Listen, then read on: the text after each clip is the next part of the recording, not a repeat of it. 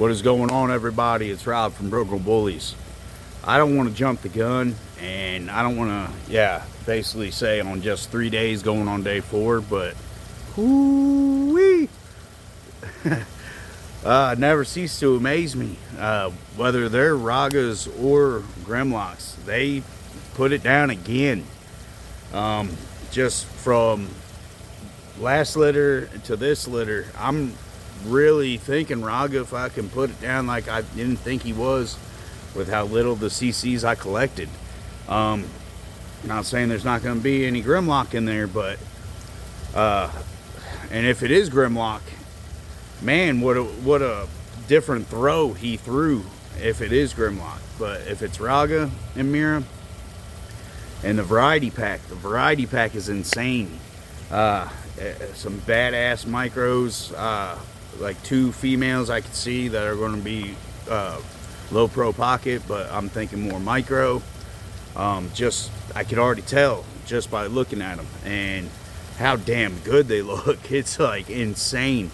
It's to the point, you know, if they're Grimlocks, I wasn't going to keep any, but if they're Ragas, there's probably, you know, one of the males, one of the females might be staying right here at Bullies. Just how phenomenal they're looking on day 4. Their leg girth, I'm talking, I mean, as thick as my thumb. Yeah, the spread, the shape, the form, the structure, the color, it is mind-blowing. I'm super excited with a 3-day turnout. Normally, you know, it's deceiving. You really can't tell, and you got to wait until, you know, 4 weeks will start to show. But really, technically, you know, later down, more weeks will really start to pop. But for 3-day-old pups, they're showing some promise. Definitely some foundation. Foundation, once again, put it out. Mira, she's a queen bee. She's got that OTM fast breaks. Her dad, cowboy, famous cowboy from UK prize bulls, and he produces and put out, I mean, two pack, and I'm trying to think of the other. He produced 2 sons, and he's phenomenal. He was in the US, he moved to the UK. So that bloodline is all prize bulls right now over in the UK. I don't even know the stud fee costs to try to get a ship from the UK over to here, but it ain't in the States no more unless you already had it bought or it was already bred in the US before he left. It's the only way you're going to get your hands on it. We have it here. 30B Steel Brim son Raga is what I have. Grim is his grandfather, and the mom side is Heavy Louis V. Grandma is Mystique. She's a monster. Got to check her out. And then his mom is Push a Bomb. So, and she's a shorty, micro to low pro pocket. So I'm getting variety pack thrown again. I'm loving it. It's awesome. It's what I'm about. It's what I'm doing. It's insane when you can get a variety pack off a litter. There's no better feeling. You're not sitting there chasing, buying, you know, low pro pocket or medium size pocket or taller pocket or micro, you know, or shorter, medium micro to taller micro. You're not buying all these different dogs, you know, to get what you're wanting to put in a program and build with. One thing I can say that the path I'm on, I drop a litter, I get a variety pack. I got options, choices to work with, and unique of what I'm all about, and that's building uniqueness. That's me getting the triple bang, you know, of everything. So it's a 3-time heavy hit on micro pocket and standard all in my yard, and I can use it, benefit, build off of it, use it to my advantage, and yeah, it's what I'm about. I love it.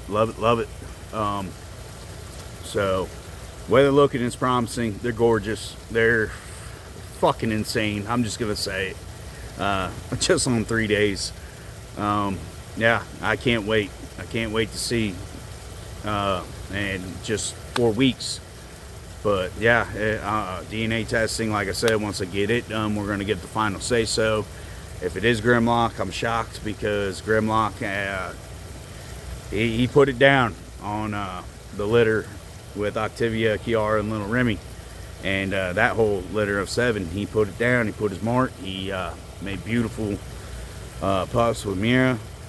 And this round, if it is him, it's a whole different fucking ball game between color and structure and size. It's more, yeah, just shorter, compact. And so that's why I'm starting to think it's Raga. Plus with the darkness here, the dark on the ears. When they came out, they had dark paws. Grimlock throws more than the pink because he's lilac tri.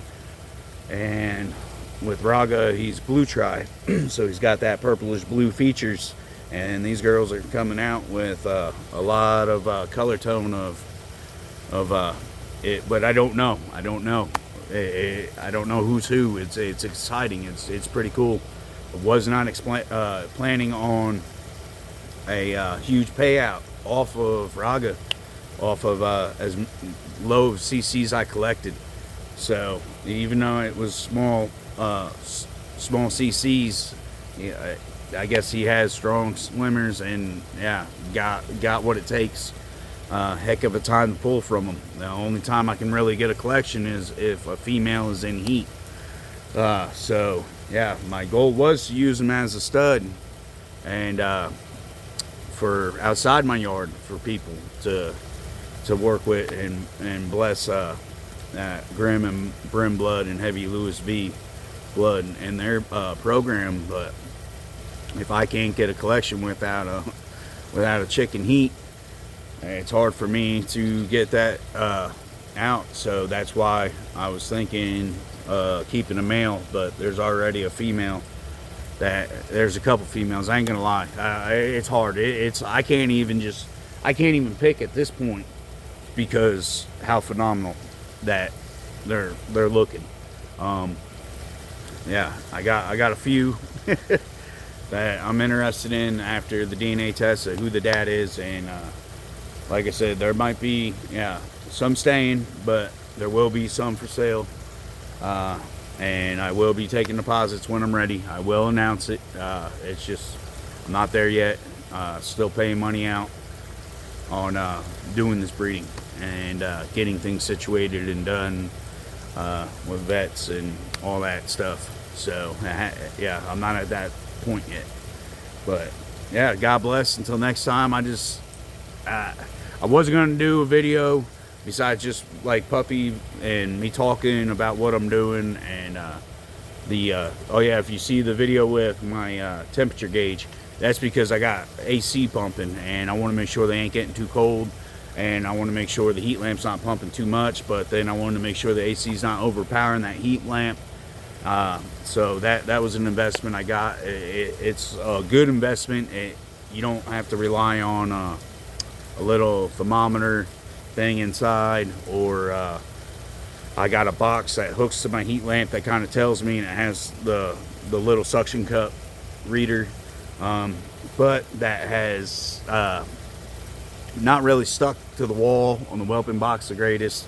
So we took a different approach. Plus that helps with my son's bearded dragon.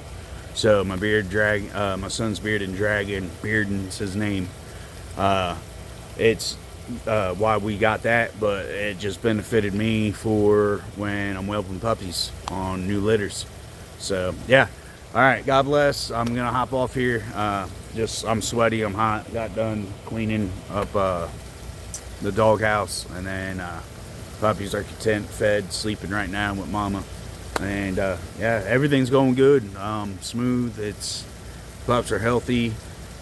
When I made my reverse pedestrian temperature and readings and all that on that video, when I said when you're at, like, some people do it at a 5, some people do it at a 3. For instance, I waited 2 days. I kicked it back, even though I had that temperature reading drop, and then spike back up. I thought it was going to be good to go, but I hold it off and waited till almost natural birth time. That's very important. It's beneficial. It will pay off in the long run. On the drive up there, I just wanted to tell everybody, she was at a 5.2, and then 2 days later, me holding off, and then me calling them and letting them know, hey, it might happen at nighttime, but I'm going to try to wait until that Monday. Couldn't have planned it better. Halfway up there, she started breathing and panting heavier. I can tell that, you know, labor was starting to do its thing and kicking on her. Did a reverse pedestrian test, so we did 2 just to make sure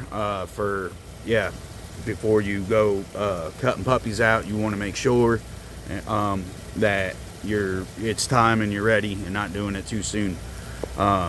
So it was no number 0.7, so she was due the day before when I got the 98, but it never hit the 97, and I hold it out and it was good. She didn't go into labor. She didn't show signs until the drive up there halfway. So halfway on our drive, she started showing symptoms, and when we got there, I could tell, and the way she was acting, and also nervousness might have helped kick it. Other dogs that were there waiting, of course I was scheduled, so I walked right in after checking in, and yeah, it was go time. So that was successful, healthy, no problems, no issues, big and beautiful. They couldn't believe how big they are. Sorry. They remember the last litter when I brought them in on 4-week puppy shots, I think, updates, vaccinations. I'm not sure. I can't remember. I might be a little bit off on that time frame, but he couldn't believe how big the last litter was with Mira and Grimlock. He first thing he said, "What are you feeding these guys?" And I started laughing. I was like, "It's mama's milk and introducing puppy mush with goat's milk." So basically grinding up my kibble and putting goat's milk and mixing it up in the bowl. I said, and mama's milk, that's basically what I'm feeding them. And he just said, well, I know food only has so much to do with it. And he said, you must got some monster bloodline going and kicking. I said, yeah, they're unique. And I said, they got micro, pocket, and standard in them. And he kind of somewhat knew what I was talking about. And he said, I heard you can't do that. And I said, well, I can. So peace out. God bless everybody. Till next time.